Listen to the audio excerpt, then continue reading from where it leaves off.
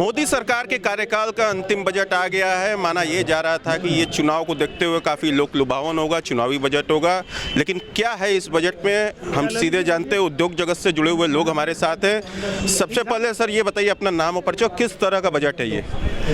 RK Chaudhary, मैं Indian industries association का राष्ट्रीय उपाध्यक्ष हूँ।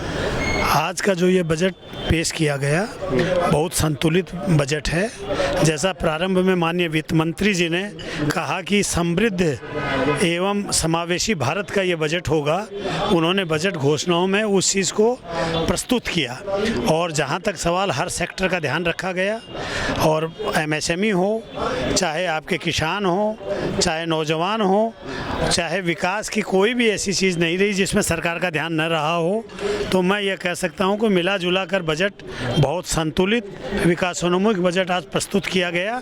हम लोगों को जो अपेक्षा थी वो अपेक्षानुकूल बजट रहा। मीडियम क्लास को क्या रिबेट दिया गया इस बजट में? मीडियम क्लास को भी रिबेट दिया गया आपके आयकर की दरों में, और आपको जो राहत मिली है उसके साथ में MSME के लिए भी उन्होंने बहुत कुछ किया है जो डायरेक्ट मीडियम क्लास को प्रभावित करती है।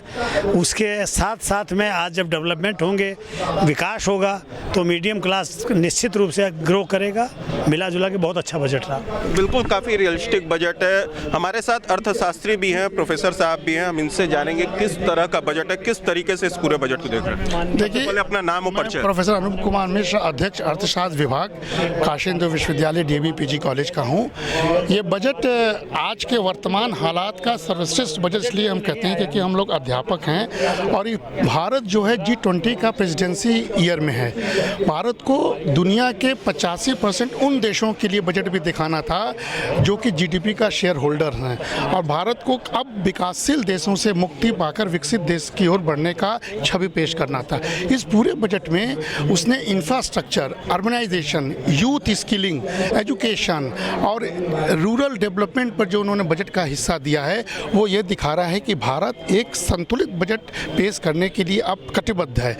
ओल्ड पॉलिटिक्स खत्म हो गया है, न्यू पॉलिटिक्स विद इकोनॉमिक्स का प्रवेश हो चुका है, जिसमें कि भारत विकास के साथ साथ कल्याणकारी नीतियों को भी बखूबी क्रियान्वित करने के लिए अग्रसर है। मेरे हिसाब से इस बजट में एजुकेशन के मद को थोड़ा और बढ़ाना चाहिए था, जिससे हम लोग को थोड़ी निराशा हुई, क्योंकि न्यू एजुकेशन पॉलिसी के हिसाब से 6% की ओर बढ़ता हुआ ये बजट का मद नहीं दिखाई पड़ेगा।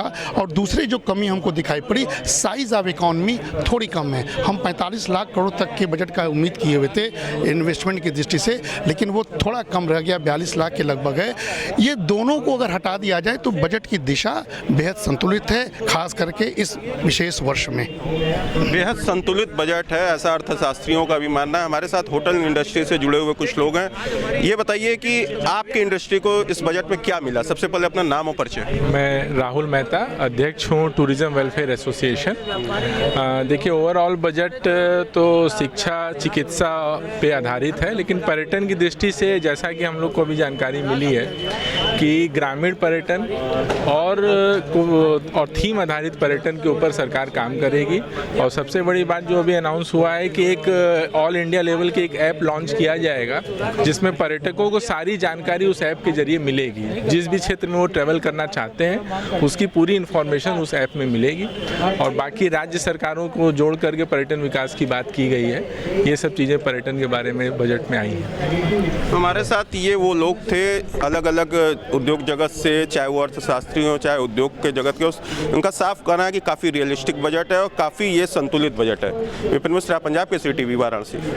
हमसे जुड़े रहने के लिए हमारे YouTube चैनल को सब्सक्राइब करें और नई वीडियो की नोटिफिकेशन के लिए बेल आइकॉन को दबाएं। अगर आप ये वीडियो Facebook पर देख रहे हैं तो लाइक जरूर करें और ज्यादा से ज्यादा शेयर करें। धन्यवाद।